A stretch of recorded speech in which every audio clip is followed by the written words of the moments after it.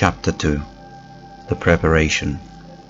When the mail got successfully to Dover, in the course of the morning, the head drawer at the Royal George Hotel opened the coach door, as his custom was.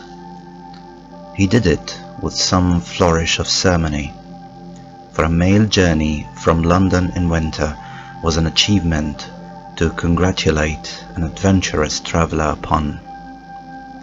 By that time, there was only one adventurous traveller left to be congratulated, for the two others had been set down at their respective roadside destinations. The Mildewey, inside the coach, with its damp and dirty straw and its disagreeable smell, was rather like a larger dog kennel. Mr. Lorry, the passenger, shaking himself out of it in chains of straw, a tangle of shaggy overcoat, flapping hat, and muddy legs, was rather like a larger sort of dog. "There will be a boat to Calais tomorrow, drawer?" "Yes, sir, if the weather holds and the wind is fair. The tide will serve pretty nicely at about 2 in the afternoon, sir. Bed, sir?" "I shall not go to bed till night, but I want a bedroom and a barber." "And then breakfast, sir?" "Yes, sir. That way, sir, if you please. Show Concord, gentleman's valet, and hot water to Concord. Pull off gentleman's boots in Concord. You'll find a fine sea-coal fire, sir. Fetch barber to Concord. Stir about there. Now, for Concord." The Concord bedchamber being always assigned to a passenger by the mail coach, and passengers by mail being always heavily wrapped up from head to foot, the room had the odd interest for the establishment for Royal George, that although but one kind of man was seen to go into it, all kinds and varieties of men came out of it.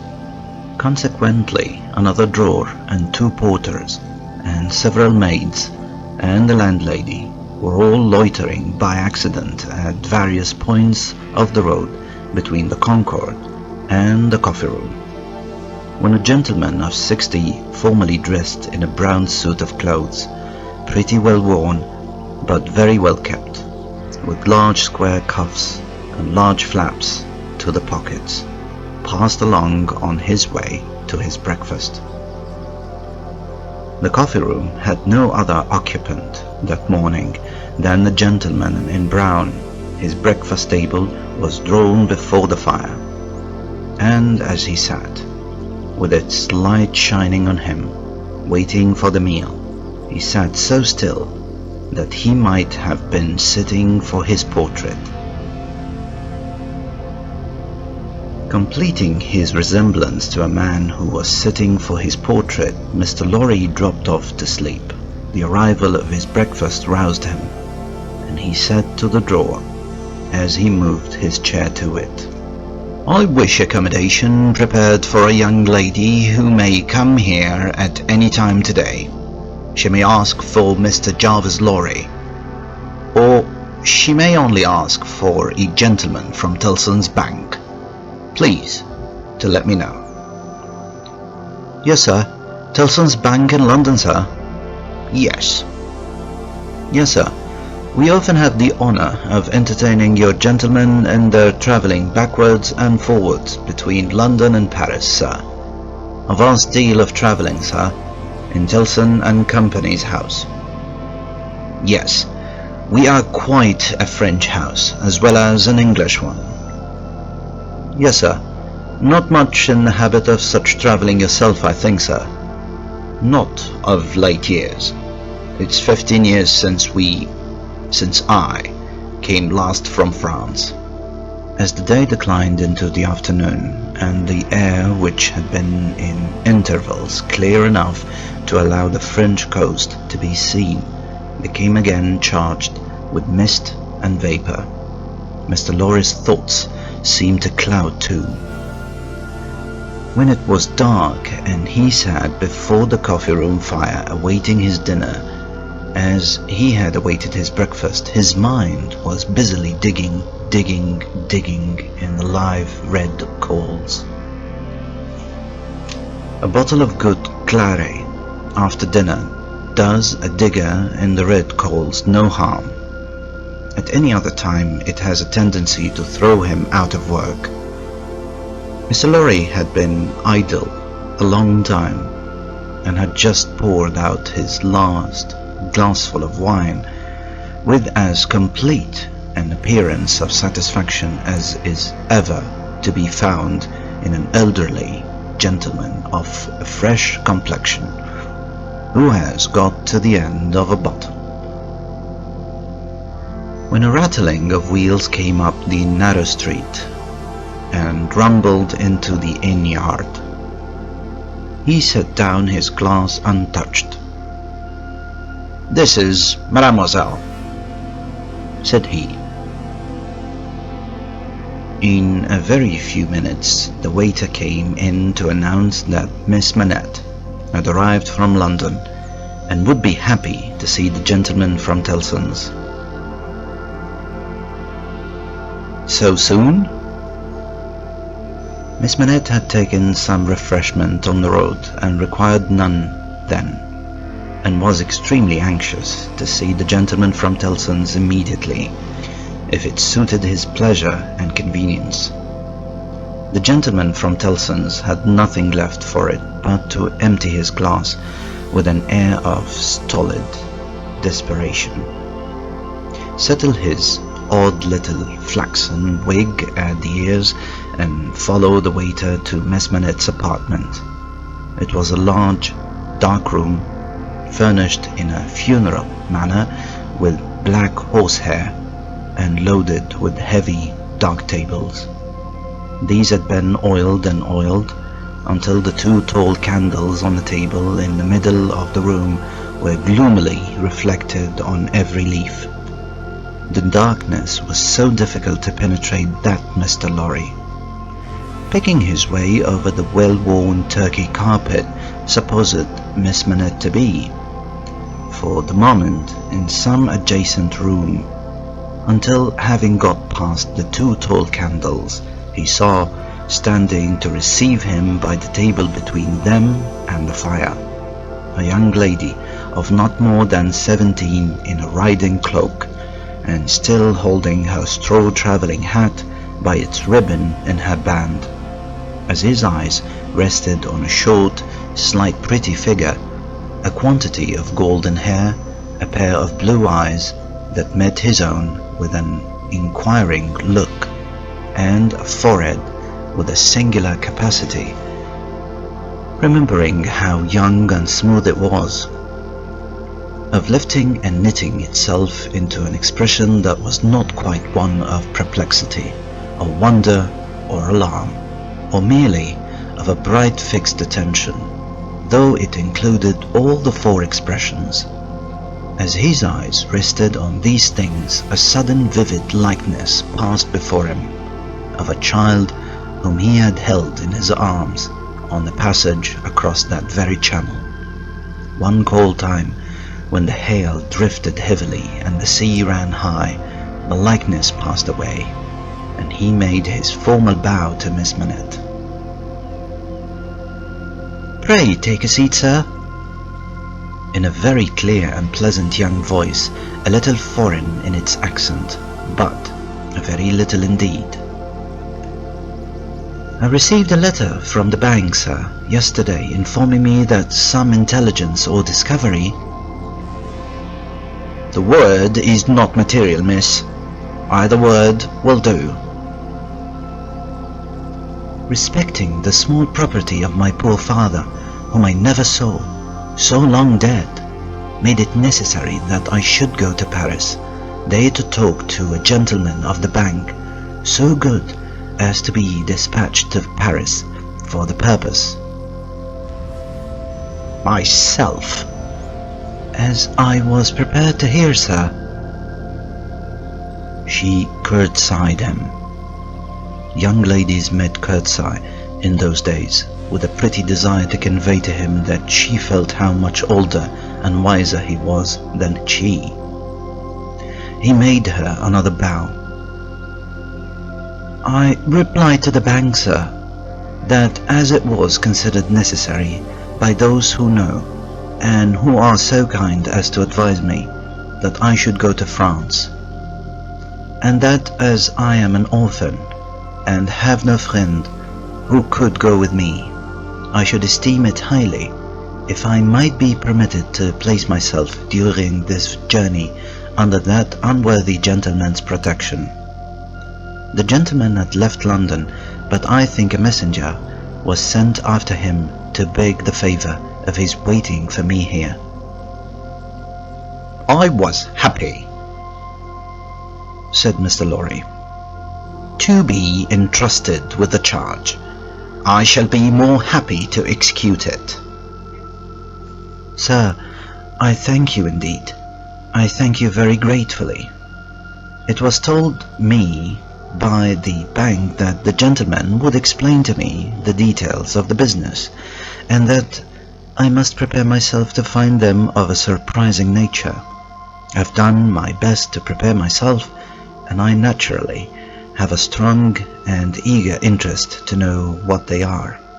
Naturally, said Mr. Lorry. Yes,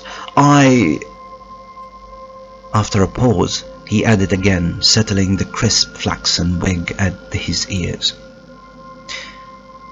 It's very difficult to begin. He didn't begin, but in his indecision met her glance. The young forehead lifted itself into the singular expression, but it was pretty and characteristic, besides being singular, and she raised her hand as if with an involuntary action she caught at or stayed some passing shadow. Are you quite a stranger to me, sir? Am I not? Mr. Lorry opened his hands and extended them outwards with an argumentative smile. Miss Manette, I'm a man of business. I have a business charge to acquit myself of. In your reception of it, don't heed me any more than if I was a speaking machine. Truly, I'm not much else. I will, with your leave, relate to you, miss, the story of one of our customers. Story? He seemed wilfully to mistake the word she had repeated when he added in a hurry, Yes, customers. In the banking business we usually call our connection our customers. He was a French gentleman, a scientific gentleman, a man of great acquirement, a doctor. Not of Beauvoir? Why, yes, of Beauvoir, like Monsieur Manette, your father. The gentleman was of Beauvoir, like Monsieur Manette, your father. The gentleman was of repute in France, Paris. I had the honor of knowing him there. Our relations were business relations, but confidential. I was at that time in our French house, and had been, 20 years. At that time, I may ask, at what time, sir? I speak, miss, of 20 years ago. He married an English lady, and I was one of the trustees. His affairs, like the affairs of many other French gentlemen and French families, were entirely in Tillson's hands. In a similar way I am, or I've been, trustee of one kind or other for scores of our customers. These are mere business relations, miss. There is no friendship in them, no particular interest, nothing like sentiment. I've passed from one to another in the course of my business life, just as I pass from one of our customers to another in the course of my business day. In short, I've no feelings. I'm a mere machine. To go on? But this is my father's story, sir, and I begin to think. The curiously roughened forehead was very intent upon him. That when I was left an orphan, through my mother's surviving my father only 2 years, it was you who brought me to England. I'm almost sure it was you. Mr. Lorry took the hesitating little hands that confidently advanced to take his. Miss Manette, it was I, and you will see how truly I spoke of myself just now, in saying I had no feelings, and that all the relations I hold with my fellow creatures are mere business relations. When you reflect that I have never seen you since, no, you've been the ward of Tillson's house since, and I've been busy with the other business of Tillson's house since. Feelings. I have no time for them, no chance of them. After this odd description of his daily routine of employment, Mr. Lorry flattened his flaxen wig upon his head with both hands, which was most unnecessary, for nothing could be flatter than its shining surface was before, and resumed his former attitude. So far, miss, as you have remarked, this is the story of your regretted father. Now comes the difference. If your father hadn't died when he did, don't be frightened how you start. She did indeed start, and she caught his wrist with both her hands. Pray, said Mr. Lorry in a soothing tone, bringing his left hand from the back of the chair to lay it on the pleading fingers that clasped him in so violent a tremble. Pray control your agitation, a matter of business, as I was saying. Her look so perturbed him that he stopped, wondered, and began again. As I was saying, if Monsieur Manette hadn't died, if he had suddenly and silently disappeared, if he had been spirited away, if it hadn't been difficult to guess to what dreadful place, though no art could trace him, if he had an enemy in some compatriot who could exercise a privilege that I, in my own time, have known the boldest people afraid to speak of in a whisper, across the water there, for instance, the privilege of filling up blank forms for the consignment of any one of the oblivion of a prison for any length of time. If his wife had implored the king, the queen, the court, the clergy for any tidings of him, and all quite in vain, then the history of your father would have been the history of this unfortunate gentleman, the Doctor of Beauvoir. I entreat you to tell me more, sir. I will. I'm going to. You can bear it?